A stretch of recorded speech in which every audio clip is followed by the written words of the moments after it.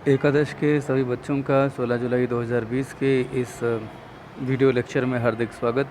आज हम पढ़ने वाले हैं साझेदारी तथा सह स्वामित्व। इनका क्या अर्थ है, थोड़ा सा जानें कि ये क्या चीज़ है जो हम पढ़ने वाले हैं। तो देखिए, सबसे पहली बात कि सह स्वामित्व से तात्पर्य है कि किसी वस्तु या संपत्ति के एक से अधिक स्वामी हों, यानी कि वह वस्तु या संपत्ति एक से अधिक स्वामियों के संयुक्त यानी कि मिले जुले ओनरशिप में हो। यूँ कह सकते हैं कि जब किसी संपत्ति के एक से अधिक स्वामी होते हैं तो हम उनके संयुक्त स्वामित्व को ही सह स्वामित्व भी कह देते हैं। उदाहरण से समझ लीजिए, दो मित्र हैं ए और बी, मिलकर रहने के लिए एक मकान खरीद लेते हैं। तो ऐसे लोग मकान के सह स्वामी यानी कि को ओनर्स कहलाएंगे। यदि दोनों मित्र इस उद्देश्य से मकान खरीदते हैं कि वे मकान को किराए पर उठाकर प्राप्त किराए को परस्पर बांटेंगे, तो फिर वे दोनों सह स्वामी नहीं, साझेदार कहलाएंगे। तो अगर कोई दो लोग हैं किसी वस्तु या संपत्ति पर जिनका समान स्वामित्व है, उसमें दो बातें हैं। अगर वह अपने उपयोग के लिए उस वस्तु या संपत्ति के सह स्वामी हैं तो उसे को ओनरशिप या सह स्वामित्व कहा जाएगा। लेकिन अगर वह लाभ कमाने के लिए उस संपत्ति के सह स्वामी हैं तो उसे साझेदारी कहा जाएगा। मैंने अंतर तो बता दिया, लेकिन फिर भी अंतर को जानते हैं। पॉइंट नंबर 1, अनुबंध। देखिए, साझेदारी की स्थापना के लिए साझेदारों के मध्य लिखित या मौखिक अनुबंध का होना अनिवार्य है। अनुबंध अनिवार्य है, पार्टनरशिप डीड उनके बीच में हो ये अनिवार्य नहीं है। पार्टनरशिप डीड का मतलब लिखित अनुबंध हो ये अनिवार्य नहीं है, लेकिन साझेदारों के मध्य अनुबंध का होना अनिवार्य है, चाहे वो लिखित हो चाहे वो मौखिक हो। यानी कि agreement is mandatory but partnership deed is not essential, is not mandatory. ये अगर नहीं होगा तो कुछ नियम हैं जो लागू हो जाते हैं पार्टनरशिप डीड की अनुपस्थिति में, आपने पिछले बार पढ़ा हुआ है। अच्छा, सह स्वामित्व के अंतर्गत किसी अनुबंध का होना बिल्कुल भी अनिवार्य नहीं है। इसका उद्देश्य है किसी वैध व्यवसाय से प्राप्त लाभ को परस्पर बांट लेना। इसका उद्देश्य व्यवसाय करना ही नहीं है। ठीक। सदस्यों की संख्या, साझेदारी में सदस्यों की न्यूनतम व अधिकतम संख्या पर कुछ कानूनी नियम हैं। उसका उल्लंघन होने पर साझेदारी अवैध हो जाती है। जैसे मिनिमम 2, मैक्सिमम 20 होने चाहिए। सामान्यतः बैंकिंग व्यवसाय में ये कितना है, 10 होना चाहिए। ठीक। लेकिन सह स्वामित्व में सदस्यों की संख्या का कोई प्रतिबंध नहीं है, ऐसा कोई कहीं जिक्र तक नहीं है किसी कानून में। कुछ और नियम हैं, ध्यान से सुनते चले जाइए। अधिनियम कौन सा लागू होता है साझेदारी पे? भारतीय साझेदारी अधिनियम 1932 लागू होता है। सह स्वामित्व के लिए अलग से कोई अधिनियम ही नहीं है। दायित्व, साझेदारी फर्म में साझेदारों का दायित्व असीमित होता है। सह स्वामियों का दायित्व सीमित संयुक्त संपत्ति के मूल्य तक होता है। यानी कि अगर कोई संपत्ति में उनकी हिस्सेदारी है तो उनका दायित्व उस संपत्ति में उनकी हिस्सेदारी के मूल्य तक ही है। प्रतिनिधि होना, साझेदार में प्रत्येक साझेदार अन्य साझेदारों का प्रतिनिधि या एजेंट होता है। सह स्वामी परस्पर एक दूसरे के प्रतिनिधि नहीं माने जाते। अन्य सदस्यों के कार्यों से बद्ध होना, सभी साझेदार एक दूसरे के कार्यों से बद्ध होते हैं तथा उनके कार्यों से उत्पन्न दायित्वों के प्रति उत्तरदायी होते हैं। एक सह स्वामी दूसरे सह स्वामी के कार्यों के लिए बिल्कुल भी उत्तरदायी नहीं होता। हित का हस्तांतरण, कोई भी साझेदार अन्य साझेदारों की सहमति और अनुमति के बिना अपने हित को ना तो वह बेच सकता है और ना ही वह हस्तांतरित कर सकता है। सहस्वामी अन्य सह स्वामियों की सहमति के बिना ही अपने हितों को बेच सकता है, हस्तांतरित कर सकता है। संपत्ति के बंटवारे की अगर हम बात करें तो कोई भी साझेदार संपत्ति के बंटवारे की मांग नहीं कर सकता, वह संपत्ति में केवल लाभ का हिस्सा प्राप्त कर सकता है।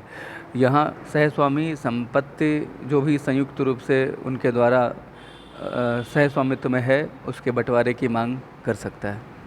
तो आपने अभी तक जाना साझेदारी और सह स्वामित्व के साथ अंतर।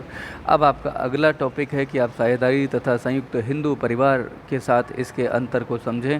संयुक्त हिंदू परिवार हम पहले भी डिस्कस कर चुके हैं। यह हिंदू कानून के अनुसार ऐसे व्यक्तियों के समूह से इसका आशय लगाया जाता है जिसका एक ही पूर्वज हो, यानी कि वे सभी समूह में एक ही पूर्वज के वंशज होंगे। इसके अतिरिक्त अविवाहित पुत्रियों को भी इसमें शामिल किया जाता है, पुत्र ही नहीं अविवाहित पुत्रियां भी। संयुक्त हिंदू परिवार का जो व्यवसाय है, भारत में अनेक संयुक्त और अविभाजित हिंदू परिवार फर्मों की भांति व्यवसाय चलाते हैं। एक व्यावसायिक संगठन के रूप में संयुक्त हिंदू परिवार का व्यवसाय एक ऐसा संगठन है जिसका कारोबार किसी हिंदू परिवार के सदस्यों के लाभार्थ परिवार के मुखिया के द्वारा हिंदू विधान के अनुसार संचालित होता है। इसकी कुछ विशेषताएं हम पहले से जान लेते हैं। वैसे मैं आपको ये पहले भी पढ़ा चुका हूँ, इसे रिवीजन मानिए।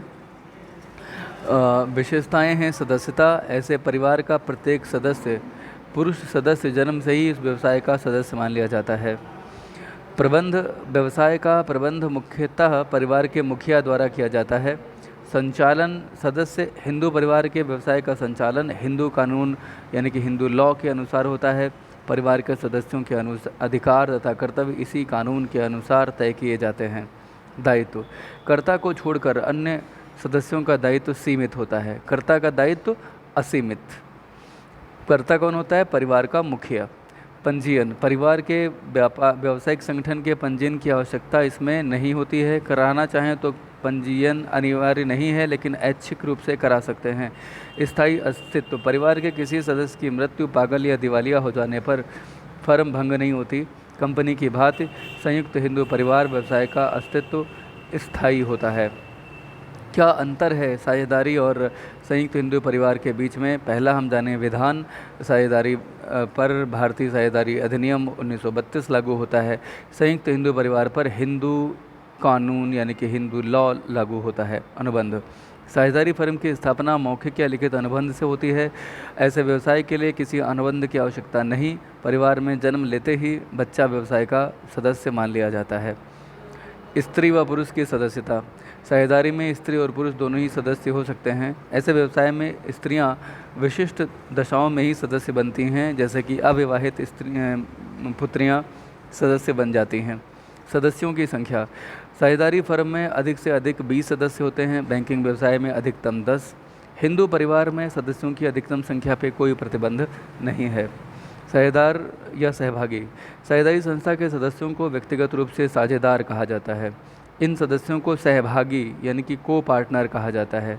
इन्हें सह समांसी भी कहा जाता है। खैर, नया सदस्य, साझेदारी फर्म में किसी नए सदस्य का प्रवेश सभी साझेदारों की सहमति से ही हो सकता है। संयुक्त हिंदू परिवार में जन्म लेने वाला प्रत्येक पुरुष स्वतः ही परिवार का सदस्य बन जाता है। अवयस्क सदस्य, साझेदारी फर्म में किसी अवयस्क को साझेदार नहीं बनाया जा सकता। हाँ, उसे फर्म के लाभों में शामिल किया जा सकता है यदि वह या कोई दूसरा व्यक्ति, उसका अभिभावक, उसके नाम से फर्म में कुछ पूंजी लगाता है तो उसे लाभों में शामिल किया जा सकता है। अवयस्क को सदस्य नहीं बनाया जा सकता, साझेदार नहीं बनाया जा सकता। संयुक्त हिंदू परिवार में अवयस्क जन्म लेते ही सहभागी बन जाता है। अनुबंध करने का अधिकार, प्रत्येक साझेदार को फर्म की ओर से अनुबंध करने का अधिकार होता है। केवल परिवार के कर्ता को यह अधिकार होता है। संयुक्त हिंदू परिवार में संचालन का अधिकार, सभी साझेदार को फर्म के कार्यों में भाग लेने का अधिकार होता है, बशर्ते साझेदार द्वारा इसके विपरीत कोई अनुबंध ना किया गया हो। कभी कभी ऐसा अनुबंध होता है कि केवल एक साझेदार सभी साझेदारों की ओर से फर्म का संचालन करेगा, तो ऐसी स्थिति में ये नहीं हो पाएगा। अन्यथा सभी साझेदारों को फर्म के कार्यों में भाग लेने का अधिकार होता है। संचालन में यह अधिकार मुख्यतः कर्ता का होता है संयुक्त हिंदू परिवार में, लेकिन अन्य लोग भी कार्य करते हैं कर्ता के निर्देशों पर। पारस्परिक संबंध, प्रत्येक साझेदार एक दूसरे का प्रतिनिधि होता है तथा प्रत्येक साझेदार एक दूसरे के कार्यों के लिए उत्तरदायी भी होता है। इस परिवार का कोई भी सदस्य एक दूसरे का प्रतिनिधि नहीं होता। प्रबंधक केवल कर्ता ही होता है, अन्य केवल कर्ता के निर्देशों पर कार्य करते हैं। दायित्व, सभी साझेदारों का दायित्व असीमित होता है। कर्ता को छोड़कर सभी सदस्यों का दायित्व सीमित होता है। ऋण देने का अधिकार, प्रत्येक साझेदार को ऋण देने का अधिकार होता है। केवल कर्ता ही ऋण देने का अधिकारी होता है, यानी कि बैंक अगर जाएं तो यहाँ केवल कर्ता ही ऋण ले सकेगा बैंक से संयुक्त हिंदू परिवार के नाम पे। यहाँ प्रत्येक साझेदार बैंक से ऋण ले सकता है अपनी फर्म के नाम। हिसाब मांगने का अधिकार है, साझेदारी के जो भी हिसाब किताब हैं कोई भी साझेदार फर्म से पिछले वर्षों का हिसाब मांग सकता है। संयुक्त हिंदू परिवार का सदस्य अलग होने पर पिछले वर्षों का हिसाब नहीं मांग सकता। उत्तराधिकारी के अधिकार, किसी साझेदार की मृत्यु होने पर उसके अधिकार साझेदारी व्यवसाय में लगी संपत्ति, ख्याति, लाभ के अधिकारी, उसके सारे जो उत्तराधिकारी होते हैं वो उसका जो भी पैसा जमा है पूंजी के रूप में, उसकी संपत्तियां, ख्याति, लाभ के अधिकारी होते हैं।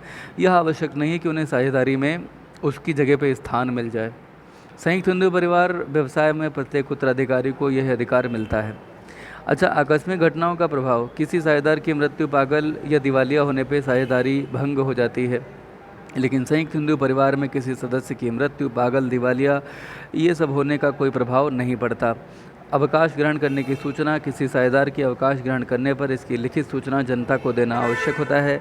उससे उस तिथि के बाद साझेदारी कार्यों के लिए उसका कोई दायित्व नहीं रह जाता। लेकिन अगर उसने लिखित सूचना नहीं दी है तो भले वह साझेदारी से अवकाश ग्रहण कर चुका हो, उसके अवकाश ग्रहण करने के बाद के कार्यों के लिए भी वह उसका दायित्व से मुक्ति नहीं पा सकेगा।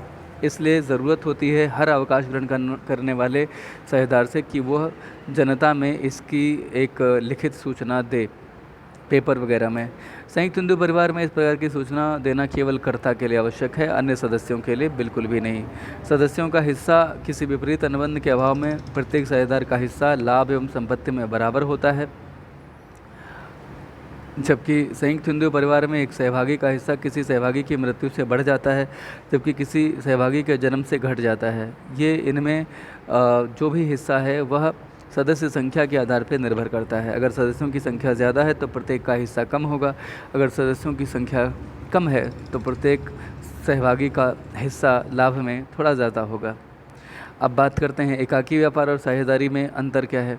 अभी ऊपर जो आपने पढ़े हैं 17 पॉइंट पढ़े हैं, आपको इनमें से केवल 10 पॉइंट अपने नोट्स में शामिल करने हैं।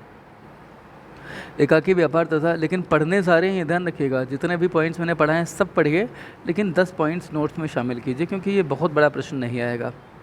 एकाकी व्यापार तथा साझेदारी में क्या अंतर है। आप लोग एकाकी व्यापार भी बहुत अच्छे से पढ़ चुके हैं और साझेदारी भी पढ़ चुके हैं। मुझे लगता है कि अगर मैं ये अंतर आपको ना बताऊं तो शायद आप समझ जाएंगे।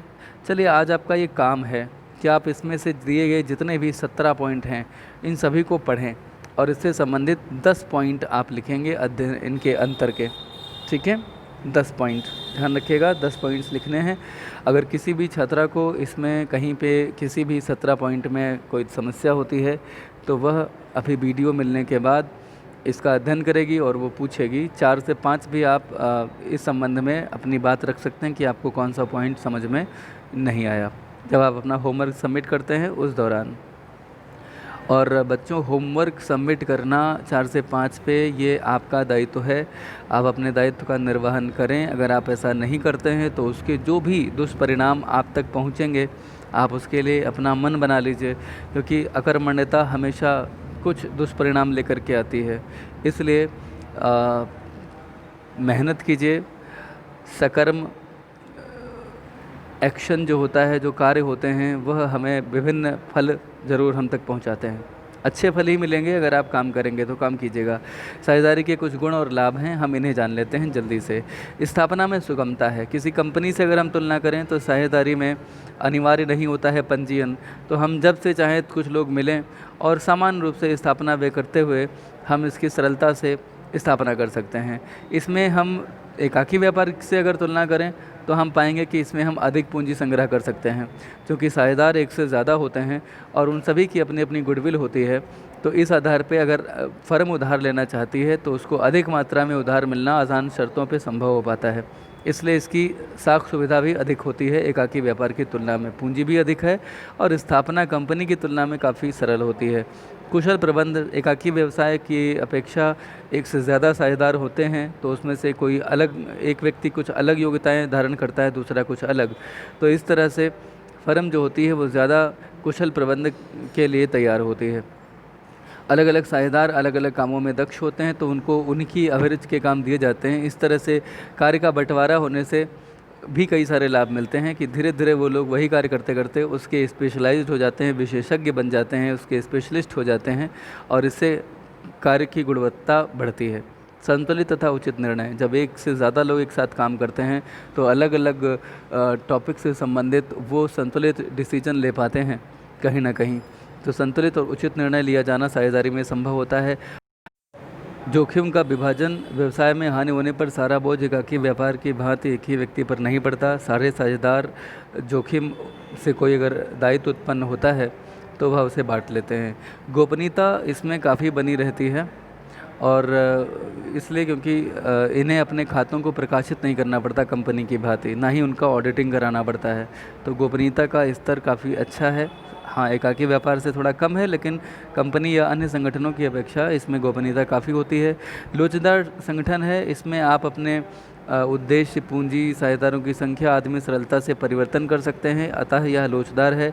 सेल्फ मोटिवेशन, चूँकि सारा का सारा जो लाभ में बढ़ोतरी होती है वो साझेदारों का ही उस पर उनके अनुपात में अधिकार होता है, तो वह पूरी सुरुचि के साथ, लगन के साथ, परिश्रम से अपने सारे कार्यों को पूरा करते हैं।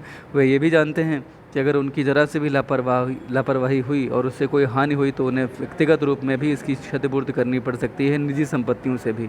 अतः समस्त साझेदार स्वतः प्रेरित रहते हैं।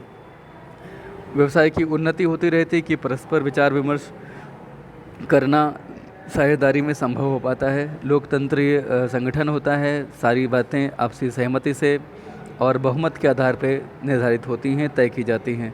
स्वामित्व व नियंत्रण का एक अनूठा समन्वय है। इसमें स्वामित्व भी सभी का होता है और नियंत्रण भी सभी का होता है। बड़े पैमाने पर उत्पादन आप कर सकते हैं क्योंकि यहाँ पे आप पर्याप्त पूंजी और श्रम अधिक मात्रा में जुटा सकते हैं। बड़े पैमाने पे अगर आप करते हैं उत्पादन तो आपको उसकी कुछ किफ़ायतें यानी बचतें भी प्राप्त होती हैं। असीमित दायित्व के कुछ लाभ भी हैं कि प्रत्येक साझेदार अपने कार्यों को बड़े सावधानी से करता है और बैंक साझेदारों के असीमित दायित्व के आधार पर फर्म को आसानी से ऋण दे देते हैं। इसमें सट्टेबाजी की कोई भी संभावना नहीं होती है। दायित्व के असीमित होने के कारण साझेदार सट्टेबाजी की क्रियाओं से बचते हैं और इससे इस समस्या से निदान मिलता है। अल्पमत को संरक्षण, साझेदारी में महत्वपूर्ण मामले संबंधी निर्णय सर्वसम्मत से ले जाते हैं। केवल सामान्य निर्णय जो होते हैं वो बहुमत से ले जाते हैं। तो कहीं ऐसा नहीं कि अगर कोई महत्वपूर्ण मामला है और कोई एक व्यक्ति अगर अल्पमत में हो जाए तो उसकी बात ना सुनी जाए। अगर उसकी उसमें असहमति है तो वो निर्णय बिल्कुल भी लिया नहीं जा सकेगा। ठीक है, तो अभी और भी बहुत सारे इसमें पॉइंट्स आते हैं, जैसे कि कर्मचारियों के मध्य मधुर संबंध। एकाकी व्यापारी जानता है कि बगैर कर्मचारियों की संतुष्टि के वो लंबे समय तक सफल नहीं हो पाएगा और कर्मचारियों की संख्या सीमित भी होती है तो उनके समस्त समस्याओं का निदान करने में वह सक्षम भी होता है। संबंध विच्छेद में आसानी, कोई भी साझेदार कभी भी सूचना देकर के साझेदारी से अलग भी हो सकता है। तो ये तो कुछ लाभ रहे, कुछ हानियाँ भी हैं। फ़िलहाल आज इतना ही पढ़ते हैं, हानियों को हम बाद में शामिल करेंगे। आज के लिए फ़िलहाल इतना ही। बहुत बहुत धन्यवाद।